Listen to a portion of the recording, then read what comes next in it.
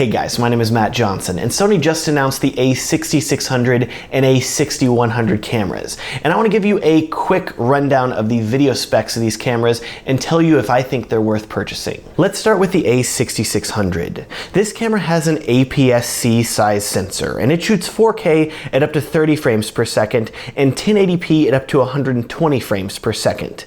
This sensor is also oversampling 4K from a 6K readout, so it is going to look very sharp. That 4K 30 though, I had been hoping whenever Sony announced the a7R4 with similar video specs to this camera, that those were just sort of a fluke. Because the a7R4 is a photo-focused camera, I was thinking that was why they didn't include 4K 60 video. The a6600 and a6100 cameras, with their max resolution of 4K at 30 frames per second, prove that wrong. They also don't give me as much hope about the Sony a7S III when it comes to 4K 60. I hope that I'm wrong, but I'm starting to lose hope that the a7S III is going to be as mind-blowing as we all hope from a video perspective. So neither the a6600 or a6100 can shoot video at 4K 60, but if you think about it, both of these cameras would pair very nicely with another camera that doesn't shoot 4K 60, the Sony a7 III. So, for the rest of this video, I want you to be thinking about two things. First, how one of these cameras could work really well as a B camera for the a7 III. And second, how great these cameras could be for YouTube vloggers. The first spec that we need to talk about with the a6600 is that this camera takes one of the best features that Sony announced in July with the a7R4, namely real-time eye detect autofocus for video. If you are filming a wedding and you need to nail the focus on a bride's eye as she walks down the aisle, this camera is going to do that easily. If you want to vlog with this camera, it should be super impressive as well. Speaking of vlogging, the a6600 brings over the flip-up screen that we saw earlier this year on the a6400. You get a screen and you get very impressive eye detect autofocus. This camera is going to be so good if you want to vlog. From an audio standpoint, this camera also has a first from Sony.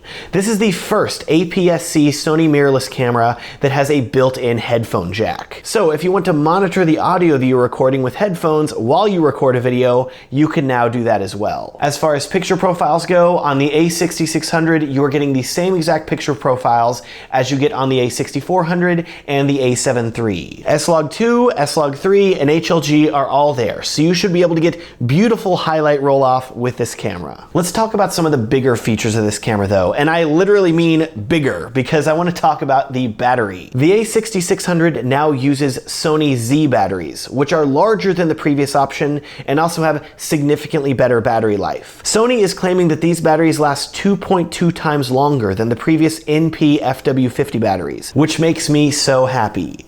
The next literally big thing that you need to know about the a6600 is that this camera does not have a recording limit for video. Yes, your videos can record as long as you need them to. No more hitting record again after 30 minutes. Long wedding ceremonies will be so easy to handle now, especially with that longer battery life. The last big thing that we need to talk about isn't literally big, but it is a big deal. The a6600 supports IBIS. No, not irritable bowel syndrome, that's IBS. IBIS. In-body image stabilization. This one feature is the reason that so many people didn't purchase the a6400, because it didn't have stabilization built in.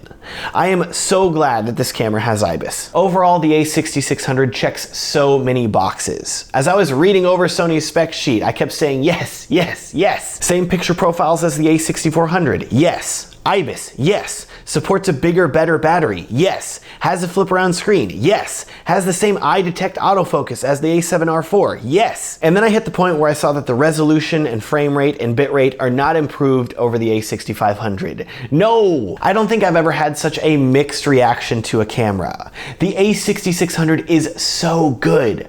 I just wish that the frame rate and resolution were better. The a6600 is going to cost $1,400, and that puts it squarely up against some very strong competition. For $100 more, you can get a Fuji X-T3 that shoots 4K at 60 frames per second in 10-bit. For $100 less, you can get a Blackmagic Pocket 4K and shoot raw 4K 60 video. Granted, for the Pocket 4K, you're also going to need a lot more hard drive space and a more powerful computer to be able to handle editing that raw footage. But Can you see my point that I'm going for here? The competition is very good right now, and while I think Sony is winning the battle of flip-up screens, battery life, and autofocus, they are losing the war from an actual video quality standpoint, with the same 8-bit codec that they've used since 2015. Filmmakers have a choice now, and it is going to be up to you if you think that the a6600 offers enough features for the price.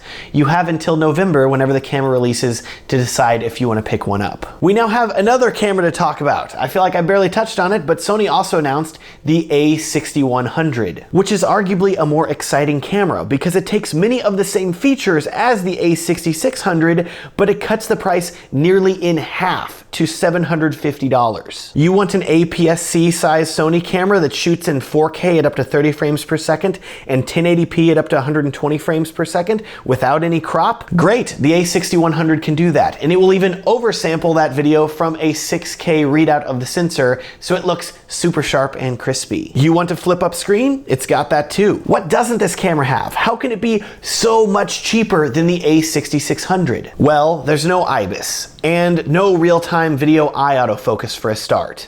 But the a6400 doesn't have IBIS either, and that camera costs $900. How can the a6100 be $150 cheaper than that? What else has Sony removed from this camera? Did they remove 24p like Canon does with their lower-end cameras? Sony cut 2 other things, and don't worry, 24p wasn't one of them.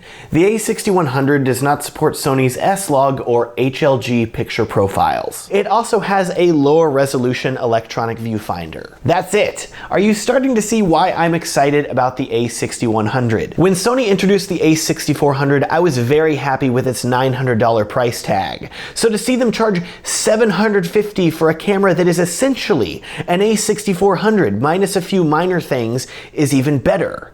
I think that the a6100 is going to be a fantastic budget option for filmmakers that want to shoot 4K video without breaking the bank. There is one other benefit to the a6100 costing $750 new, and that is that this camera is going to drive down the cost of Sony's earlier cameras, which are still very good in their own right.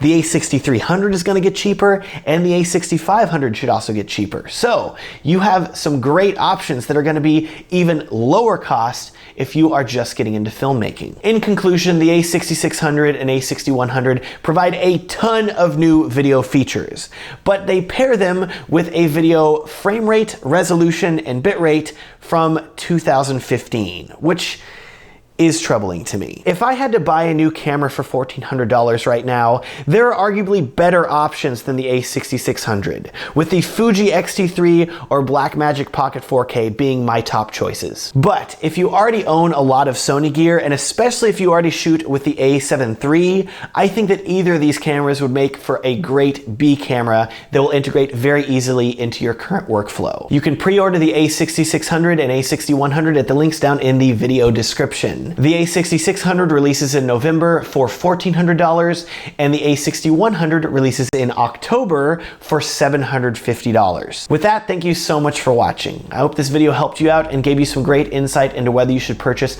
one of these Sony cameras. It is also a huge help to me if you would consider liking this video and subscribing if you want to see more videos like this in the future. Thanks so much for watching, and have a great day.